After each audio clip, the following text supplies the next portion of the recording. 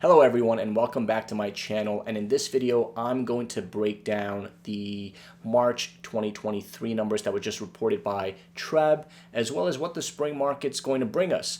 If this is your first time on the channel, please go ahead and subscribe as I talk about all things real estate related in the Greater Toronto Area. So let's get right into it. Now, what is happening in the spring market? Well, first of all, let's talk about the spring market. We haven't actually seen a spring market in quite a long time. If you guys recall, in 2020, we had the COVID outbreak that started in March, completely skipping and bringing everything into a halt. No spring market then. In 2021, we pretty much had sales activity all year long, and the market was in a frenzy, crazy hot. No spring market then. And in 2022 March, the Bank of Canada decided to start raising their key interest rates aggressively, once again completely skipping the spring market. And I think the last time we really saw a traditional spring market was back in 2019. So it's been a few years, and it is a little exciting. We're seeing buyers and sellers starting to come out more and feeling more confident. So let's talk about why that is. It's no surprise that the Bank of Canada's decision to hold key interest rates back in their March announcement really drove a lot of buyers back into the market, bringing more optimism, and buyers started to come back from the sidelines. Because over the last year, there was a lot of uncertainty in the market and a lot of fear because of the rise of interest rates. Nobody was really sure where things were going to go. And once the Bank of Canada decided to halt interest rates, again, people started feeling more optimistic. We started to see multiple offers on all sort of property types, especially in the low-rise segment, which also started bringing more and more inventory out from the sellers, because the sellers started feeling more optimistic about the market and wanting to list their homes, essentially. Having said that, there's still quite a shortage of available inventory in the market, which is why we're seeing this low sales numbers when you look at the year-over-year data. A year ago, interest rates were so low, money was practically free to borrow, and buyers didn't have any issues going in and bidding on properties, putting down $50,000 more than they needed to because money was free. It really wasn't putting a dent in their monthly mortgage payments.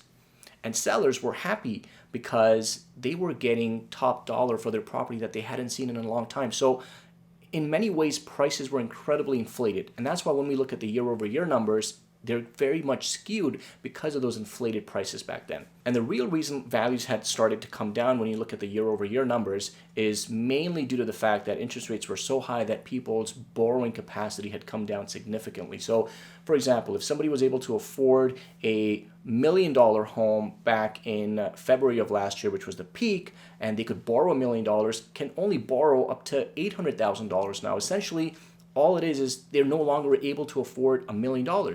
And because the sellers who had to sell were then stuck selling their homes for $800,000. So that's where you see that $200,000 or 20% gap. One of the numbers I really want to look at from March is the absorption rate. So if we look at the data here for March of 2023, we see that the number of sales were 6,896 and the active listings were 10,120. And when you divide the sales by the active listings, we get 68%. And that is called the absorption rate. Now, why the absorption rate is important, it tells us how fast inventory is getting absorbed in the market. When we compare this to January 2023's numbers, we were at 33%. So absorption rate has now doubled since January. Now, of course, activity in the winter is traditionally quite slow, but it does give us a positive indication that the spring market has picked up and buyers and sellers are starting to come out in the market. Another number I really want to focus on from the March 2023 numbers is the number of condo sales, which have gone up over 46% month over month. And what that tells me is that first-time buyers who want to get into the market are going into that affordable condo sector and getting into the market. There was a condo listing in the same building where I have a condo for sale, and last night that property got 7 offers, which we hadn't seen in quite a while. And this seems to be the trend all across the board for all property types now, whether it's condos, semis, towns, or detached. There is a shortage of inventory, but buyers have started to come out, and which is really creating this multiple offer situation again. There's a detached property out in Scarborough in the Upper Rouge neighborhood where one of our buyers had put in an offer. That property got over 25 offers. So again, available inventory is extremely low. Now, having said all of that, you might be wondering, so where are things going this year? Are we going to continue to see this uptick in pricing and sales activity month over month? My guess is we will continue to see some month over month activity, and I think in the summer months we may get into a slowdown traditionally because nobody likes to buy in the summer. Summer months are typically slow in real estate. But listen, anything can happen.